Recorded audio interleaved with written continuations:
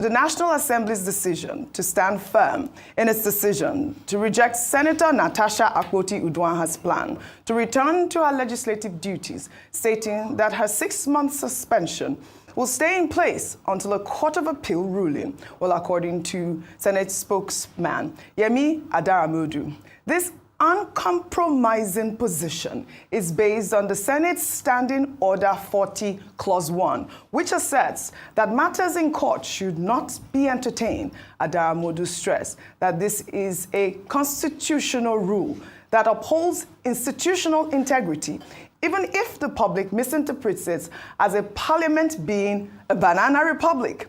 The Senate also warned the media against sensationalism, urging journalists to resist partisan pressure and promote responsible reporting. Dr. Bati, I'll take some tweets and I'll come to you because I have a few questions regarding the stance by the Senate.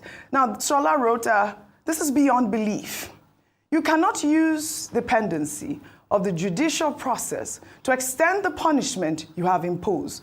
So a man appeals a 6-year jail sentence, and after completing his term, he has to remain in prison because his appeal has not been heard? Surely there are lawyers in the National Assembly. Well, another ex-user wrote, this is getting interesting. If a senator can't resume until court cases are cleared, should that rule apply across the board of all public office holders facing legal battles? What do you think? Fair standard or selective application? Am I overthinking this? Are we overthinking this, Dr. Bati? Because I also know that this whole idea, the Senate's position indicates that, Senator Akpoti-Uduaghan's return is solely dependent on a ruling from the Court of Appeal. Natasha, as we know, had written a letter telling the National Assembly of her intention to return on the 4th of September, exactly 6 months to the day of her suspension. But in reply, her request was rejected. Now, this is all based on the courts. That's what they're saying now. Okay, we had a guest on this program, Mr. Ibrahim Wali, and in the course of the conversation with him, we tried to raise all the issues. Yes. Senator Akpoti-Uduaghan was sent on suspension March 6, and that, due to the efflution of time, that suspension expired effectively on September 4. However, the reality now is that the Senate is on recess. But Mrs. Senator Akpoti-Uduaghan had written that, well, even if the Senate is on recess, the suspension having expired, she should be granted access to her office.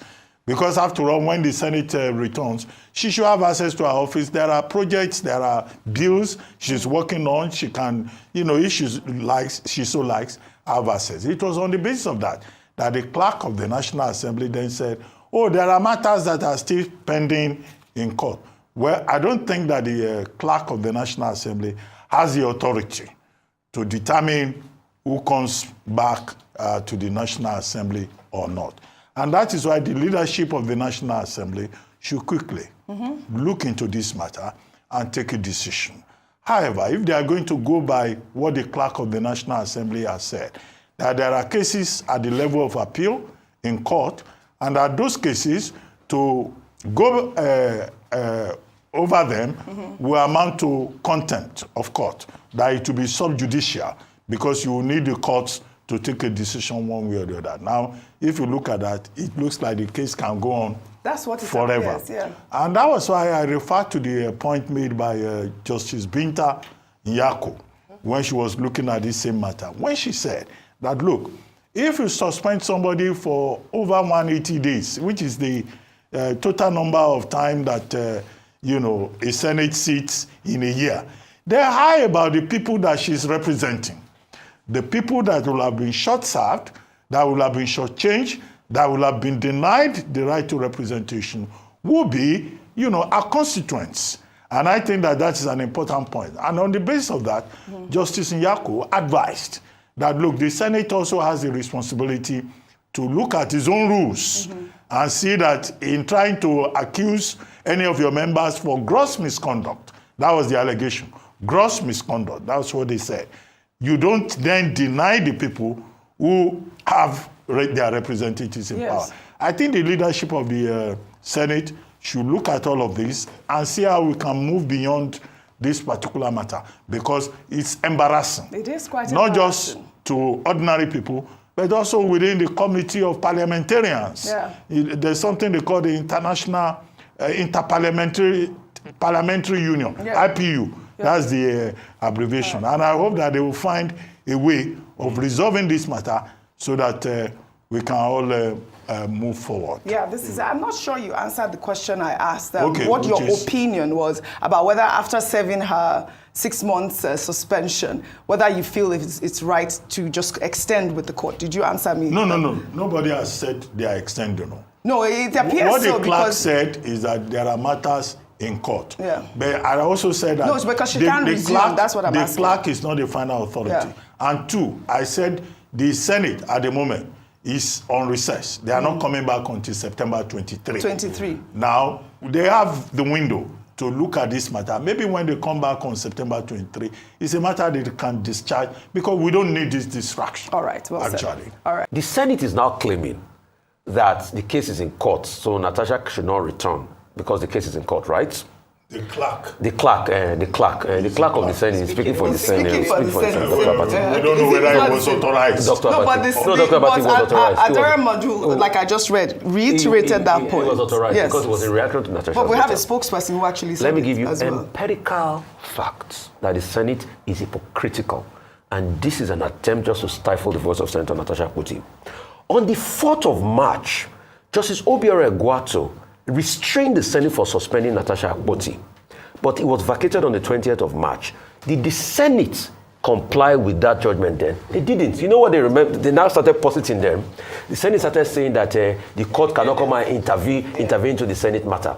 But the same Senate that said that for Justice Egwato's judgment because they favored Natasha, it is the same Senate now that is coming out to say that things are a court, so let's respect the courts because it favors them in this regard. I rest my case. Yeah, it screams of hypocrisy, yes. Absolutely. And the danger of this is that it sends a message of victimization for Senator Natasha Akpoti-Uduaghan. Yeah. It's a strong message in that, and I think just for the integrity of the Senate, they should do right by her. She served her 6 months punishment, well, in quote, suspension. I don't know if we can call that punishment, but her people, most importantly, Senator Kogi Central Senatorial District, have been denied a voice in matters in the Senate as a result of this suspension. On Lagos, can we have another side of it? Yes. Okay, can I take this one, then you can add on? You have another side of the Woroshoki. Well, this is beginning to feel like a punishment, like a more punishment on Senator Natasha Akpoti-Uduaghan.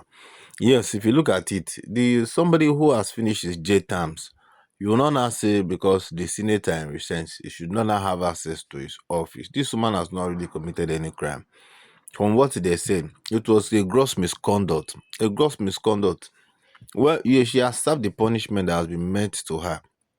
Now, not giving her access or allowing her access into the Senate to continue, and then now saying that the matter is in court and then he cannot be able to come. It's now something that it looking at like an extension of his suspension, like a wickedness kind of.